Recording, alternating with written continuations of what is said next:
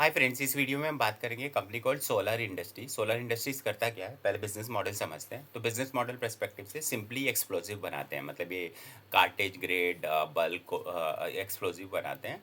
And they are into business from quite same time, मतलब ऐसा नहीं है कि आजकल चालू है, they are into business from last 20 years. And basically ये जो एक्सप्लोसिव है इनके, पहले माइनिंग में जाते थे। तो बेसिकली माइनिंग में जो आपके ये माइंस वगैरह के अंदर पहले you do the explosion, then उससे वो आपका मिनरल्स निकलेगा और वो होएगा। तो that's where they have started. Now, of late they started to sort of penetrate into international market, because international में भी अगर आप जाओगे तो Africa and all these country, the market is quite big for mining.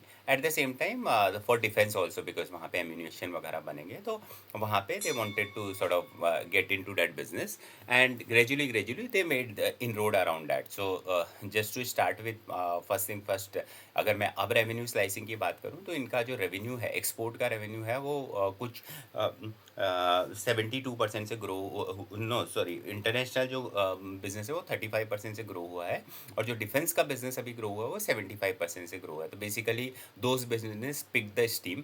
While mining वगैरह की business की बात करें तो इंडिया में Q3 में एज वेल एज YTD के अंदर the business didn't do well, because कैसा है कि monsoon and everything was very good this time around. तो उस वजह से माइनिंग वगैरह, कोल वगैरह का माइनिंग हो नहीं पाया।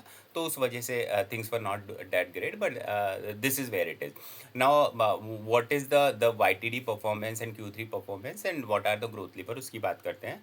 तो YT अगर मैं Q3 के परफॉर्मेंस की बात करूँ, तो revenue has grown by 29% and EBITDA has grown by 34%, and PAT is also at the same level 38% के आसपास।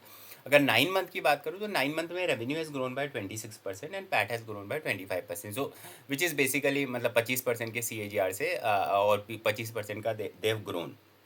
सो हाउएवर अगर मैं इसका पी रेशियो देखूँ, तो वो 94.4 है। तो मतलब उस पर्सपेक्टिव से देखोगे तो पैक इज अराउंड 4। तो मतलब दैट perspective it looks like huge. मतलब व्हाट इज़ द पॉइंट, कल के दिन में एक भी क्वार्टर अगर they don't perform, then things will be quite tricky.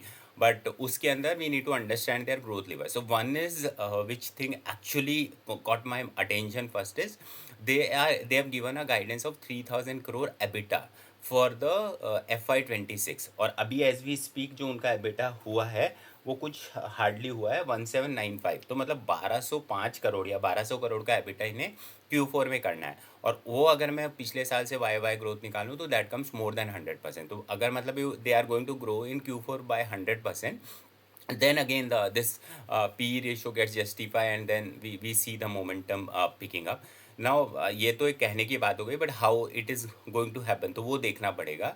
तो उस पर्सपेक्टिव से देयर आर 2-3 थिंग्स जो हमें देखनी है। वन इज़ ऑब्वियसली उनकी ऑर्डर बुक। तो अगर मैं ऑर्डर बुक की बात करूँ, तो उनकी 21,000 करोड़ की ऑर्डर बुक है अभी, जबकि उनका ट्रेलिंग 12 मंथ का रेवेन्यू देखूंगा तो कुछ 9,000 करोड़ के आसपास है। तो उस पर्सपेक्टिव से देखोगे तो उनकी ऑर्डर बुक मतलब 2.2 टाइम्स है वर्सेज द ट्रेलिंग 12 मंथ। तो मतलब basically they have the enough orders available to grow by, let's suppose tomorrow will decide कि वो 100% से ग्रो करेगा या 50% से ग्रो करेगा। तो order book is there. Second is, अगर मैं ग्रोथ इनिशिएटिव की बात करूँ, तो कहाँ से ग्रोथ आ सकती है, व्हाट आर दे डूइंग, वो समझते हैं। तो सबसे पहले द मैन्युफैक्चरिंग कैपेसिटी। तो उनकी 2 मैन्युफैक्चरिंग कैपेसिटी नहीं आ रही है। One is in Dhule Maharashtra, and second is Dholpur Rajasthan. तो मतलब basically they are expanding their capacity so that's they will able to serve the customer. तो that's something first in terms of manufacturing. Second, if I talk about the new order और customers and everything, तो उसमें 2-3 चीज़ें हैं which are going to play big. One is obviously उन्होंने एक rocket बनाया, Pinaka rocket, जो कि Q3 से ही बिकने वाला था, but due to testing and all these defence and everything it took time. But come Q4 they are saying उसका कमर्शियल द शिपमेंट चालू हो जाएगा, और वो 5 to 7 years तक का ऑर्डर है। एंड उसमें मतलब they'll keep on making new variant and everything. So from their perspective, the new growth will come. So that's one. Second is, ये जो explosive बनाते हैं अभी, जो कुछ some 20 and 30 mm के एक्सप्लोसिव बनाते हैं, जो कि नेवी में जाता है। But they are expecting that now they will get the qualification in army as well. So that also going to be a good lever for them. And third one is, they are going to sort of make 155 mm shell. So that's also going to sell in the international market and everywhere. So that's also going to give them a big push. So these three four levers, and that too only in defense, is going to get them big. इसके अलावा international market में they are getting big, they are saying कि they are getting into Africa, South East Asia वगैरह में mining के perspective से, and any which way defence also they are trying to penetrate, because they say कि defence any which way government driven है, local की बात होती है and all those things, so it may take time, but that's where also it remains a big growth lever for them. So that's also one of the growth lever for them. Management ने growth guidance perspective से clearly बोला है कि they will easily grow by 20% for next 3-4 years, because there are too many growth levers and everything, and maintaining margin of around what you call 26-27%. So management per se very conservative.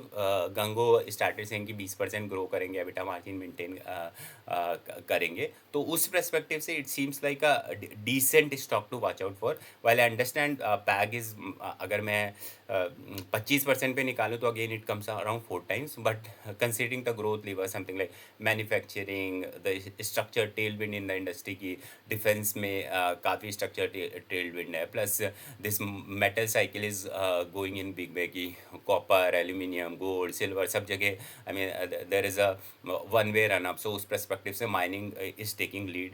Energy perspective से अगर हम बात करेंगे तो कोल का जो है वो कंजम्पशन बढ़ता जा रहा है, बिकॉज एनर्जी की रिक्वायरमेंट बढ़ती जा रही है. अब एनर्जी में अगर मैं ब्रेक करूँ 2 parts, one is obviously solar energy which is contributing 50%, solar और we can say renewable energy जो 50% कॉन्ट्रीब्यूट कर रही है, बट 50% जो फर्दर है उसके लिए भी government assess and they started thinking कि हमें थर्मल एनर्जी पे भी कैपेसिटी बढ़ानी है. अब थर्मल एनर्जी पे कैपेसिटी बढ़ानी है तो ओबियसली कोल का रिक्वायरमेंट बढ़ेगा, और कोल का रिक्वायरमेंट बढ़ेगा तो obviously one is the coal per se requirement will increase, plus उसके जो प्रॉक्सी प्ले है जो which is like this explosive, that is going to do well. So overall structurally tailwind stock doing pretty well.